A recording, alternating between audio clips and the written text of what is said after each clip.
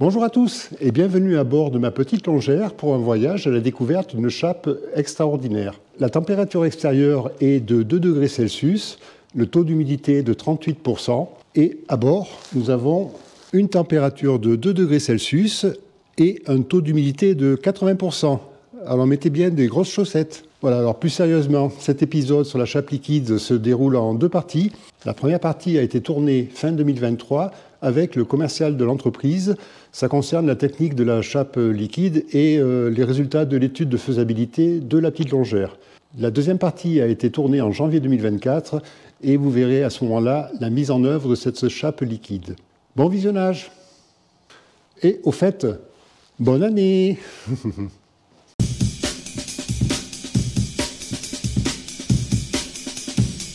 Et bonjour, Hervé, le propriétaire. Bonjour, monsieur Ronan Tostivin, entreprise Applifluide.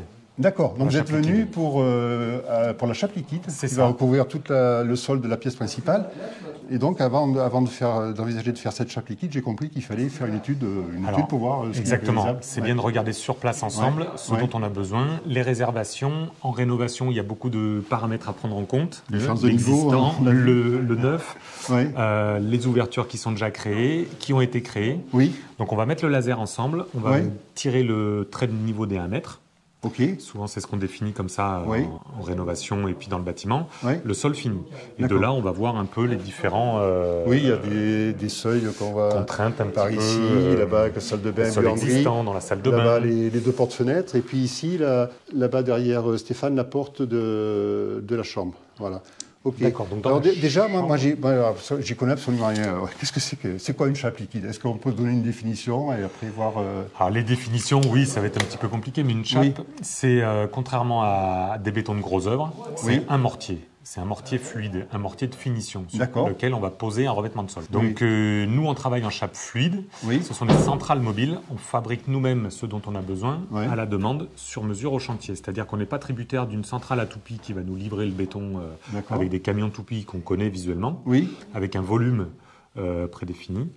On a à sec les éléments et on fabrique à la demande ce dont on a besoin. C'est un mortier qui n'est pas surdosé en eau, mais qui est quand même fluide. Alors, c'est quoi la recette? Il y a quoi dans cette chape comme produit? Donc, il y a du ciment, on va dire que c'est des adjuvants ciment ou autres bases sulfate, des choses comme ça, mais et sable et de l'eau. Par rapport aux chapes, on a bien compris la définition maintenant.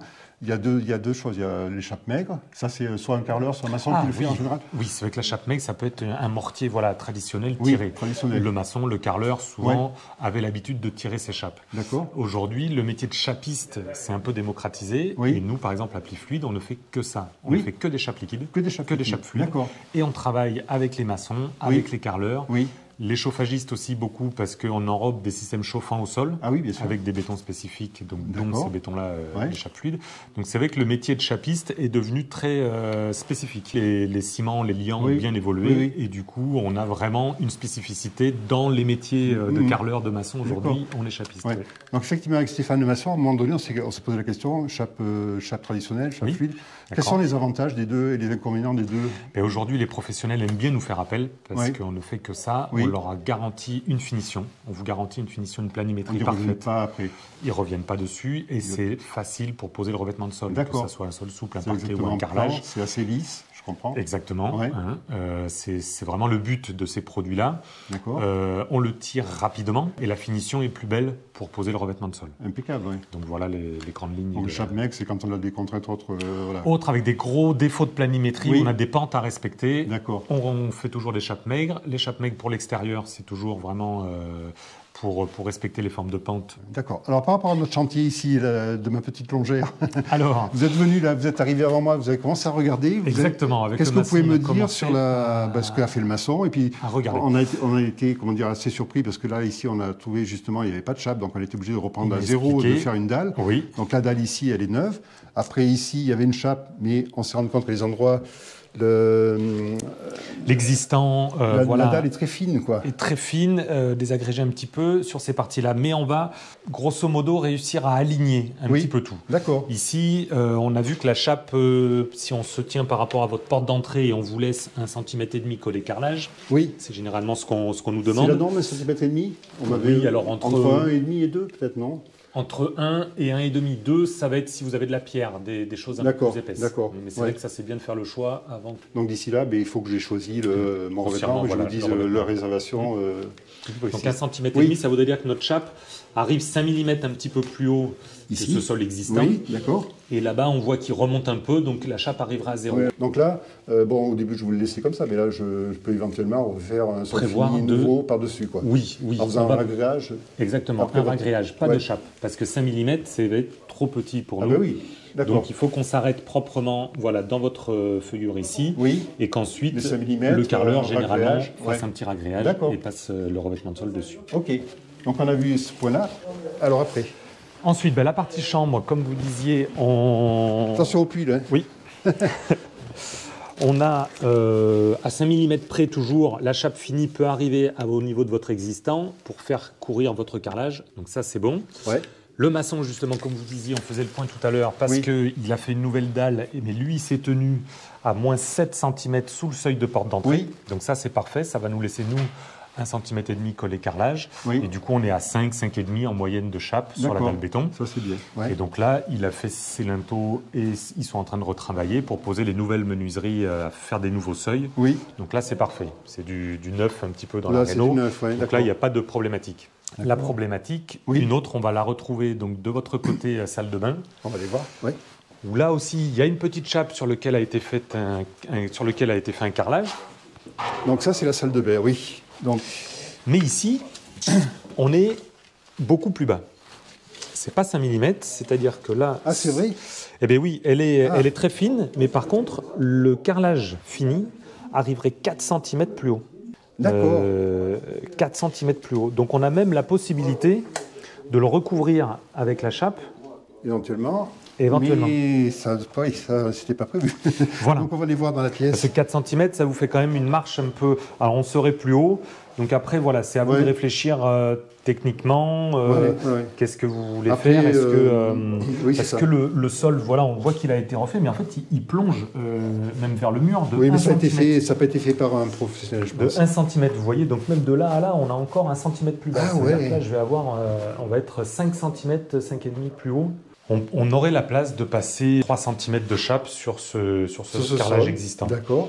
Mais c'est vrai qu'ici, on risque de dépasser par rapport à la douche. Bon, après, moi, c'est pour la suite. C'est-à-dire que là, on peut arrêter la chape par un moyen ou un autre, c'est ça? Ça, c'est possible. Tout à fait. Et après, simplement, il faudra descendre à la douche. Ça, c'est au niveau étanchéité qu'il faut que je vois comment on peut s'en sortir. C'est bon à savoir dès le départ. Ouais. Mais oui, c'est un petit point... D'accord. Bon, là, il y aura une marche, mais là, c'est la buanderie, je pense. Alors, est-ce que vous voulez qu'on... Moi, j'avais prévu, on avait fait le trait aussi, parce que comme ça continue à plonger, si vous voulez, on peut... rattraper ça. On désolidarise, nous, toujours donc, la chape avec un plastique, un polyane, des bandes périphériques pour désolidariser les murs. Ouais. Et on rattrape la planimétrie pour que vous soyez du même niveau. D'accord. Parce que, paradoxalement, ici, c'est vrai que la dalle existante de la maison plonge. Oui. Ici, on arrive à 8-10 cm. Donc, du coup, c'est vrai que pour vous, ça vous fait une marche un peu importante. Autant peut-être la gommer. Ouais, c'est l'idée. Et la ligne. Donc, juste la porte à couper, ça serait pas trop de souci, je pense pas. Ouais, d'accord. Ouais, effectivement, c'est pas plat. Et oui, c'est les joies de la rénovation. Ok. Un petit peu. Bon, là, la crainte qu'on avait, c'était là, on n'avait pas pu piocher plus bas, vers ce niveau-là, ici, notamment. Là. Mais finalement, ça passe pour vous. On a l'épaisseur minimum. Voilà, on a 3 cm sur la dalle béton. D'accord. Donc ça, c'est tout à fait réalisable. Bon. Donc, alors, le maçon, il a bien travaillé ou pas? Le maçon a très bien travaillé. C'est vrai. Il rigole dans son coin, là-bas. Mais ça, on le sait. Donc, je vais pouvoir le payer, alors? Ah, je pense que oui. Il n'y a pas de... Il n'y a pas d'hésitation à avoir là-dessus. Quand on est content, c'est double. Double? Ah, d'accord. Dans le bâtiment, c'est ça. Ok, bon, mais voilà, je vais en parler à mon banquier. Voilà, la question, il ne fallait pas la poser. On voit mieux maintenant l'importance capitale de ce rendez-vous, surtout dans le cadre d'une rénovation. Alors pour ce qui concerne la petite longère, cela m'a permis de valider l'extension de la chape liquide dans la salle de bain et dans la buanderie. Cela permettra d'avoir un sol absolument plat sur toute la zone et sans différence de niveau entre les différentes pièces. Je remercie beaucoup Ronan d'avoir joué le jeu de la caméra et aussi pour son professionnalisme et pour la qualité de ses explications.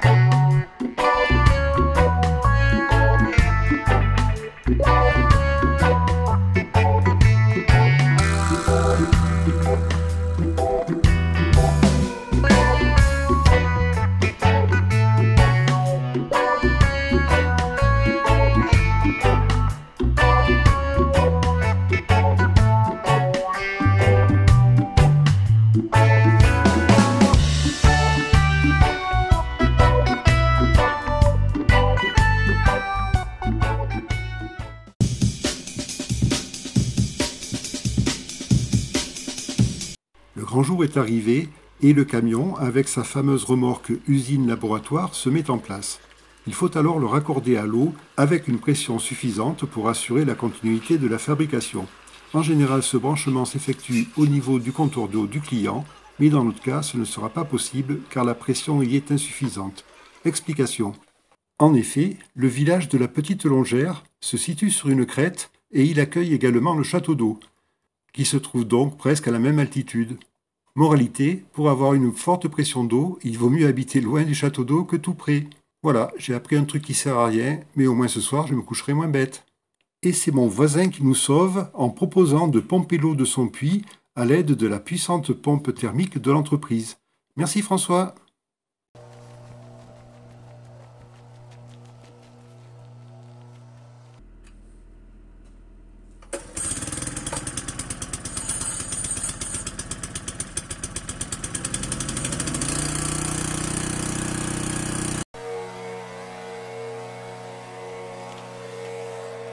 Il faut maintenant caler la remorque car la benne va être levée.